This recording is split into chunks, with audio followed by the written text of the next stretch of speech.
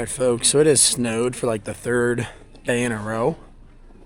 We've been getting about 2 inches every single night, which for New York State, we're like in the Albany area this time of year, kind of atypical actually. Usually we don't get this much snow, at least not in the last 5, 6, 10 years. Anyway, so I gotta clean a little bit of snow off the venerable Jeep Compass 2014. Then we gotta do some brake ABS diagnostic, wheel speed sensor maybe, I'm not sure what it is yet, I gotta go scan it. And then I have the exact same issue on the Silverado I'm trying to figure out. I'm hoping that this is now just a grounding wiring issue. I replaced a lot of components in other videos. I'll talk more about that when I go to work on it.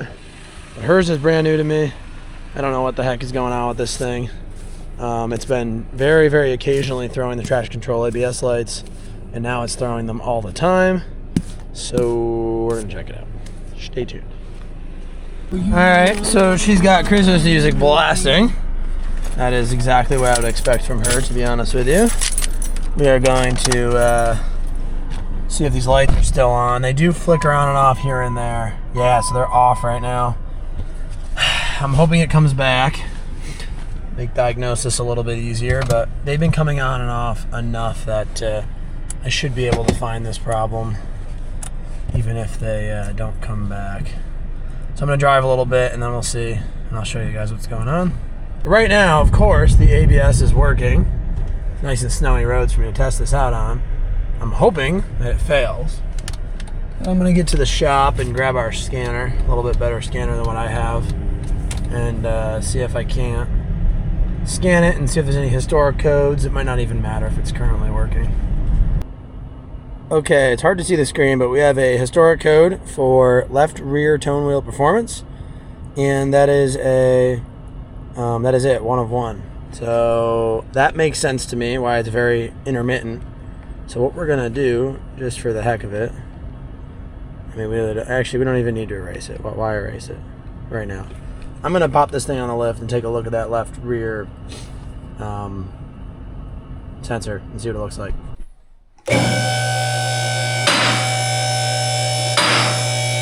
No.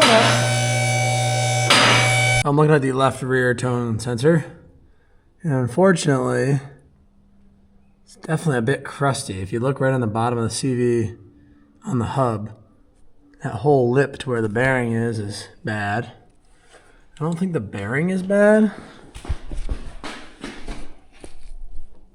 Bearing's not bad. It's just that I think where that sensor lands, it's like just rusty enough.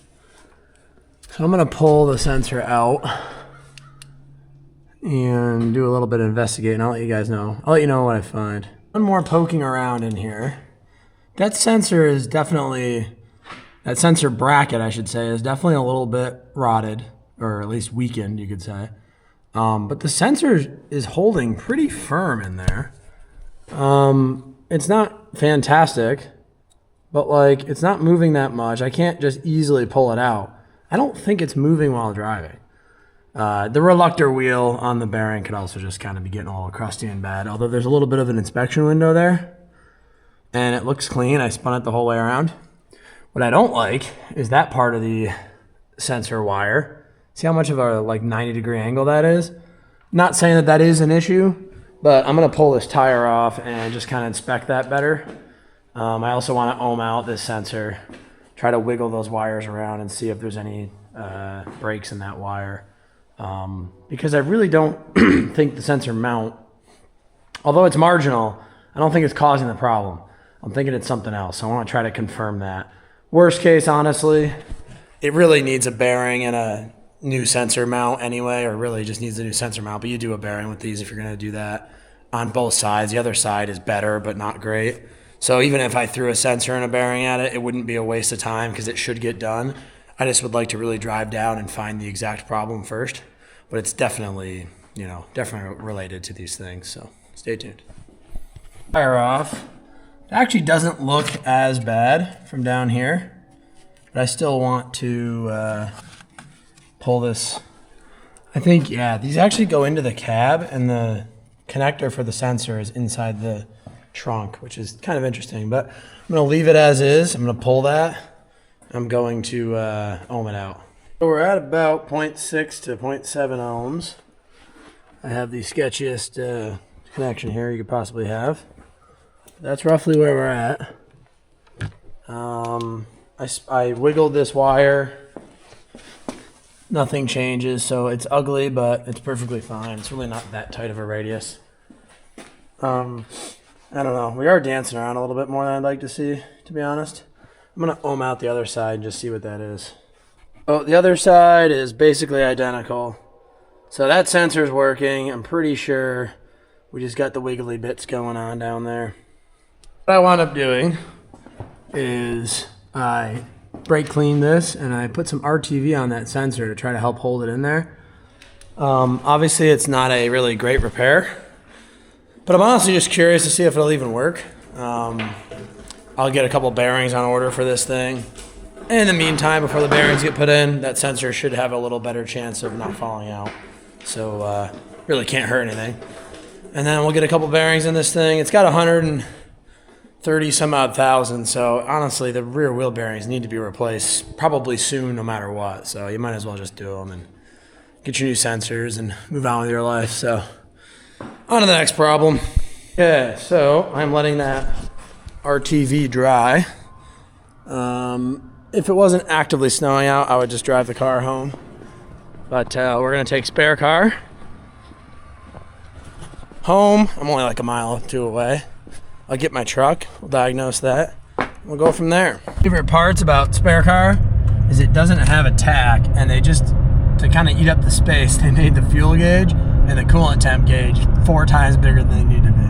I just always find that kind of comical. All right, now we're in subject number 2. Wait for it. Wait for it. She's coming.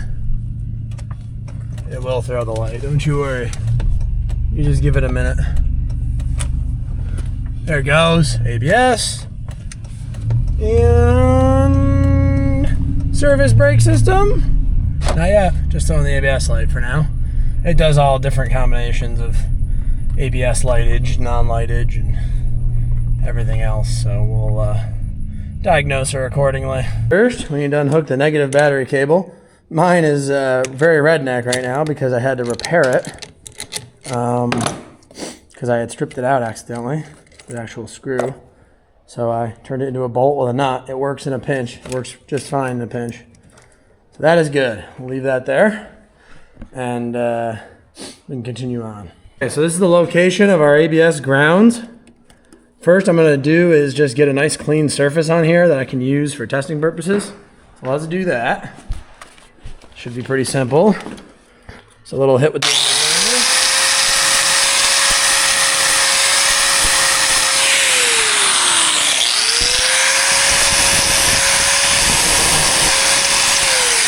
just enough to have some clean metal on both sides. Just want to make sure that's a good ground if we're going to try to push some current through it. We'll undercoat that later, not a big deal. It's not going to rot out. Okay, so on the motor ground, you can see we've got a beautifully lit bulb. And just to kind of prove that, I'll hook it straight to the battery. You can see that bulb is just as bright. Battery, or to my ground wire. So basically we're on the frame there. And we're in the ground side of that motor wire. Real thorough. I hooked this straight to the battery, and much not to my surprise at this point, our ground is perfectly good. If I could hold it steady, right to the battery. So that tells me that everything is working. In retrospect, should not have ground away this. Should have just gone straight to the battery, cable to begin with. Just to kind of show you guys what that looks like. That is just battery disconnected right to here.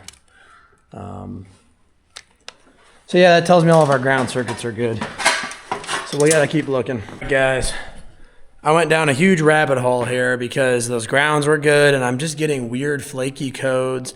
I'm like, what the heck is going on, right? So I decided to take the connector apart because I saw some green pus. Just a little bit, tiny bit of green here, but look at this, guys. Look at that right there. That crimp is gone. That connection is freaking left the chat. I could break that off super easy. Also, some more crusty rusties here. So we need a new connector for sure. Now, will that fix the problem? Obviously, I don't know for sure, but that is a problem that needs to be fixed. So we might as well fix it first and go from there.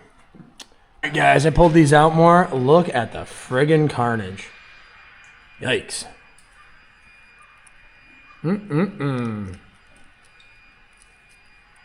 That one right there is bad. The rest are actually not horrifically bad. That one right there is not great. Yeah. Not good. So, just for fun, I'm going to show you guys that this is an intermittent connector right now. Technically speaking, you know, who's to say that it wouldn't work the way that it is? So look at that. No light, right? No light. Hold on. It's going to be hard to do with one hand. If I wiggle it just right, ah man, now she's not working at all. It does go intermittent sometimes. It's pretty much just dead, though.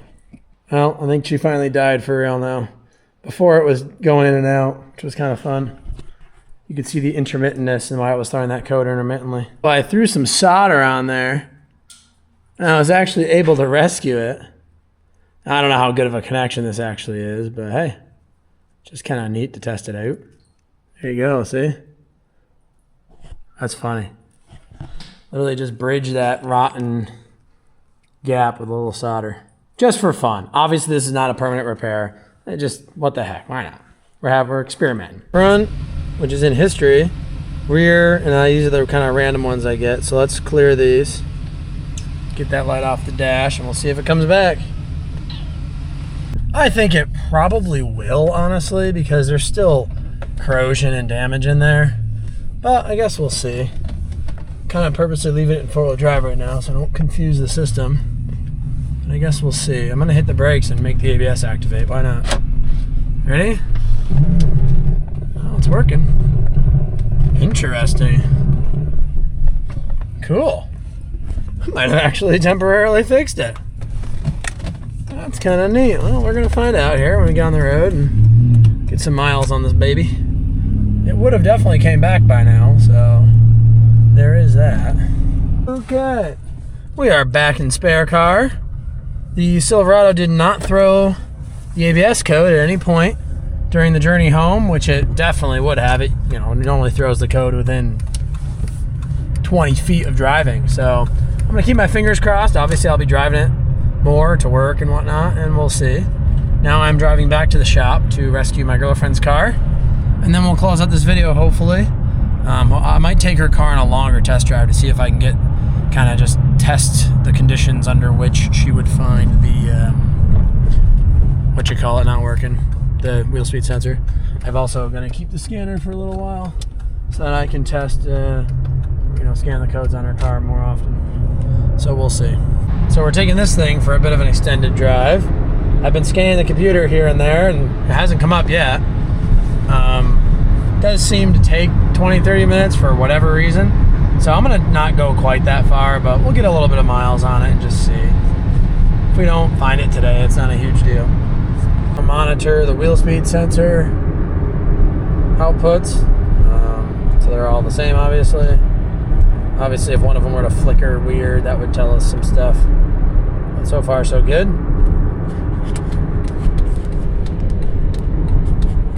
Okay. Well, I still have good wheel speed sensor readings. We are just going to have to drive this thing around and see if my little repair worked. I'm also going to price out some wheel bearings and kind of get that deal started.